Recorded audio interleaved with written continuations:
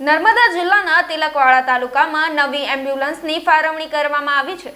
વજેરિયા પ્રાથમિક આરોગ્ય કેન્દ્રને નવી એમ્બ્યુલન્સ આપવામાં આવી છે। આ એમ્બ્યુલન્સ ગુજરાત રિફાઇનરી દ્વારા આપવામાં આવી છે, જેનો મુખ્ય હેતુ છેવાડાના વિસ્તારોમાં રહેતા લોકોને તાત્કાલિક આરોગ્ય સેવાઓ પૂરી પાડવાનો છે।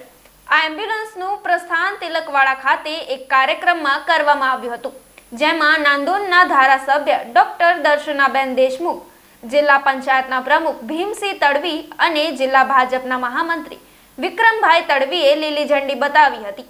આ નવી એમ્બ્યુલન્સ સેવા શરૂ થવાથી વજેરિયા અને આસપાસના 23 ગામના અંદાજિત 25,000 લોકોને લાભ મળશે।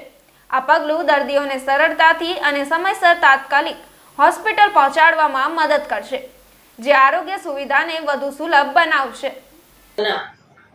વજીરિયા પીએચસી સેન્ટર ઉપર એક નવીન એમ્બ્યુલન્સ વાનનું લોકાર્પણ કરવામાં આવ્યું છે।